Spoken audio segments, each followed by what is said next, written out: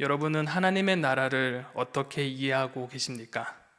하나님의 나라, 이 나라를 아마 생각하게 되면 우리는 즉각 천국이라는 단어를 바로 떠올리실 것입니다. 그런데 이 천국을 떠올리면서 우리는 한 가지 생각합니다. 죽어서 가는 나라, 그곳이 하나님의 나라라고 생각합니다. 그러나 하나님의 나라는 그것으로 끝나지 않습니다. 그것이 전부가 아니지요. 하나님의 나라는 이미 시작되었고 다만 완성되지 않았습니다.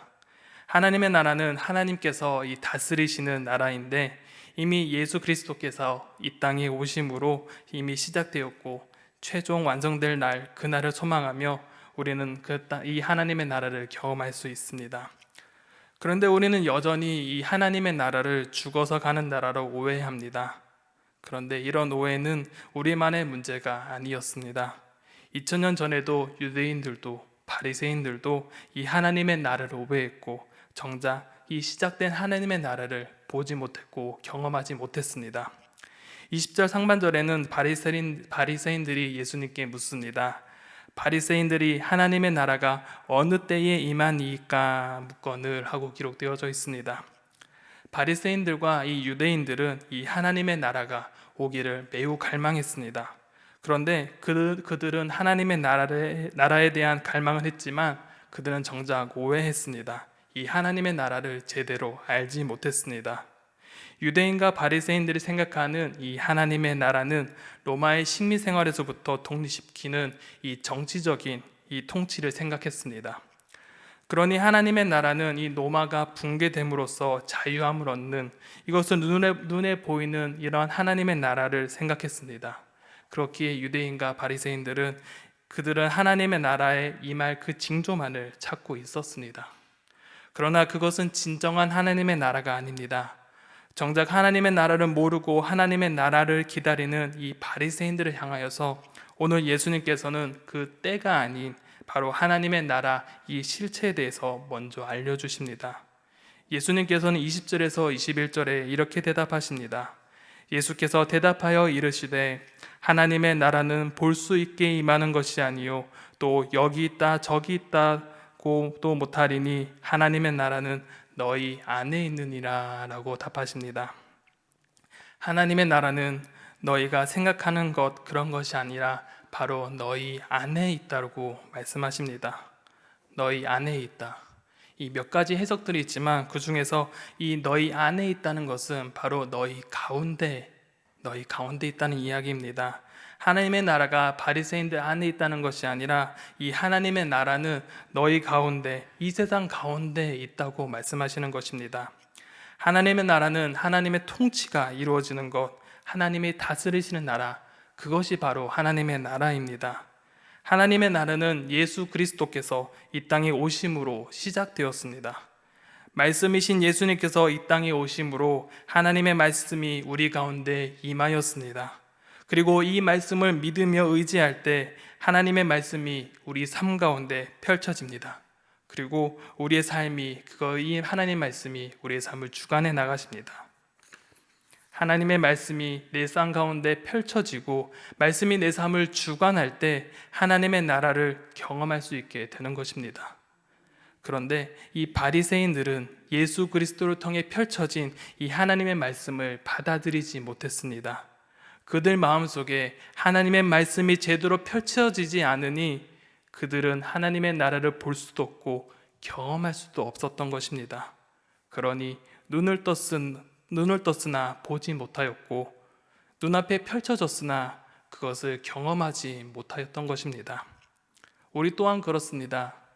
여러분의 삶 가운데 하나님의 나라는 경험되지 않는다면, 이 하나님의 나라가 우리의 삶 가운데 경험되어지지 않는다면 우리의 마음속에 하나님의 말씀이 펼쳐지지 않는 것입니다. 하나님 말씀 내 삶에 움직이지 않으니 우리의 마음속에 세상의 걱정과 고민들이 자라나고 그걸로 인하여서 하나님의 나라를 가리우게 됩니다. 하나님의 나라가 펼쳐지지 않는다는 것은 바로 우리의 마음속에 하나님의 말씀이 펼쳐지지 않는다는 바로 그 증거입니다. 하나님의 나라는 하나님께서 다스리시는 나라입니다. 하나님의 말씀이 펼쳐진 곳에 하나님의 나라가 있고 하나님의 말씀을 믿고 바라보는 자마다 이 하나님의 나라를 바라보게 되며 경험하게 될 것입니다. 그런데 이 하나님의 나라는 이렇게 시작되었고 경험할 수 있었지만 아직 완성되지는 않았습니다. 예수님께서 이 땅에 오심으로 하나님의 나라는 시작되었지만 아직 최종적인 완성을 이루지 않았습니다. 최종적인 완성, 이 하나님의 최종 완성은 언제일까요? 바로 이 예수님께서 이 땅에 다시 오실 때 하나님의 나라는 완성됩니다. 그때는 예수님께서 이 땅에 처음 오신 것과 달리 모든 사람이 알게 될 것입니다.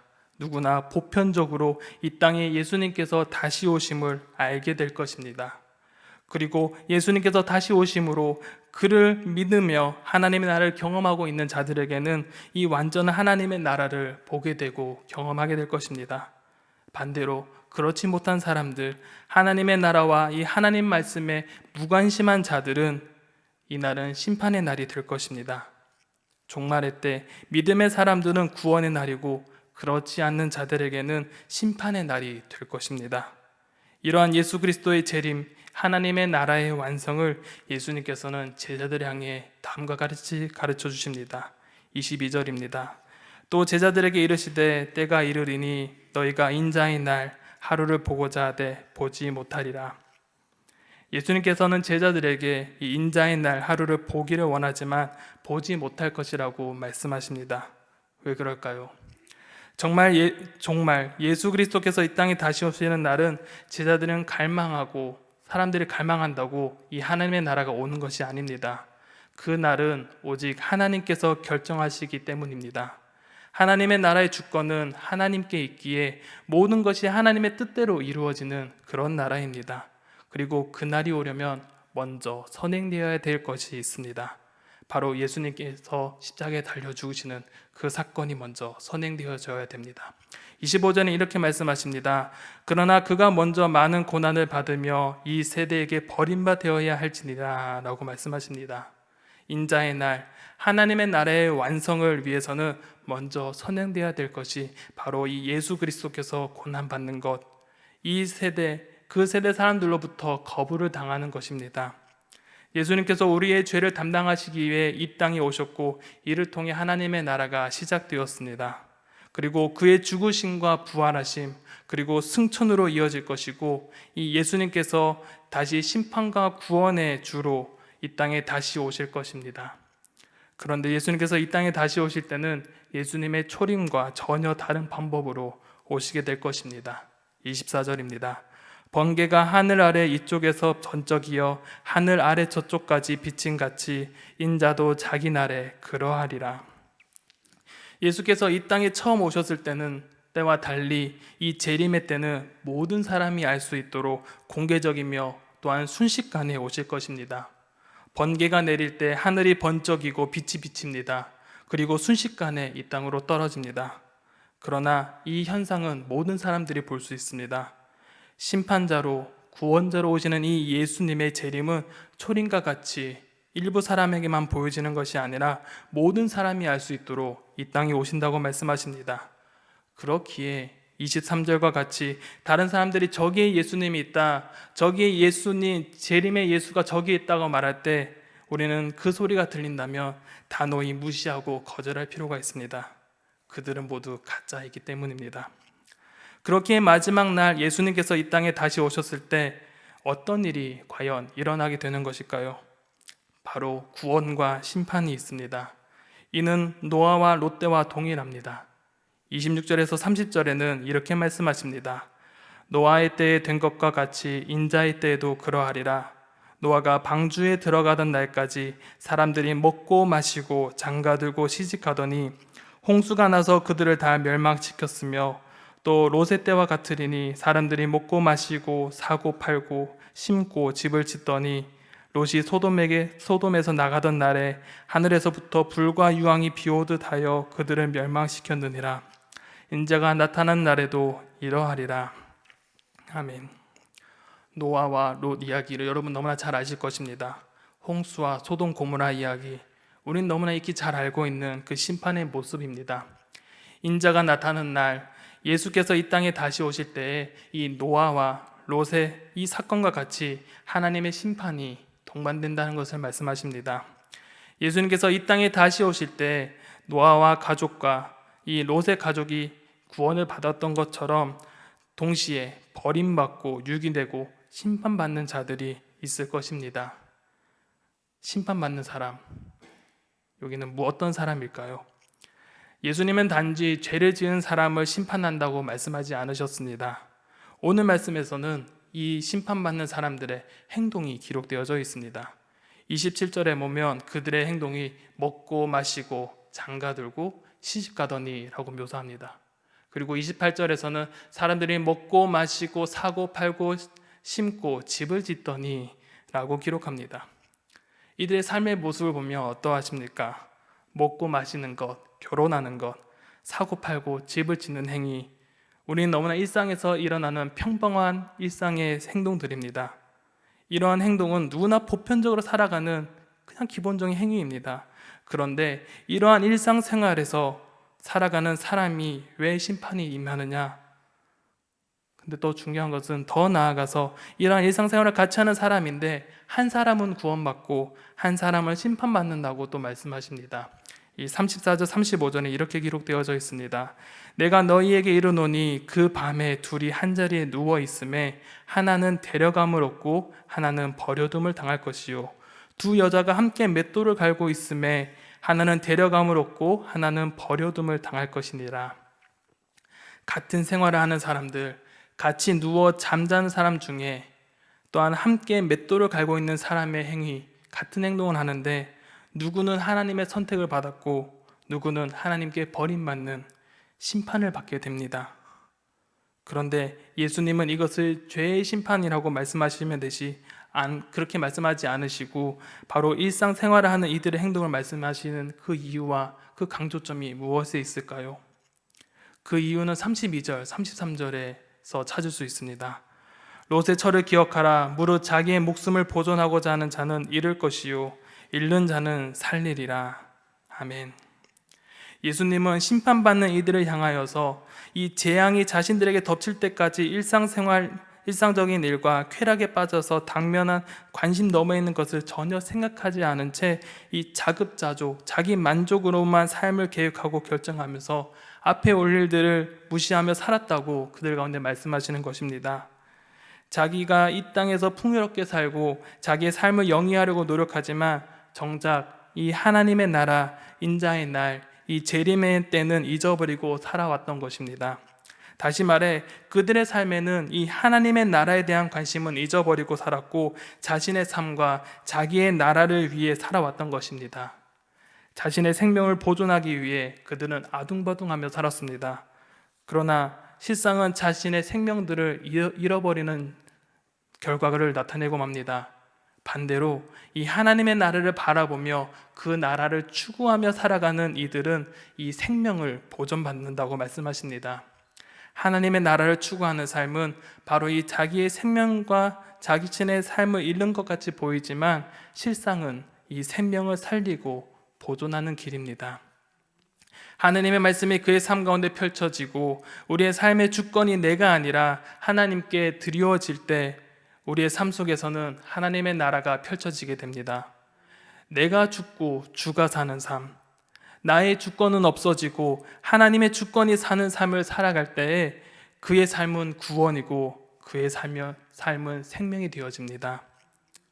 예수님은 이 32절에서 롯의 철을 생각하라고 말씀하십니다.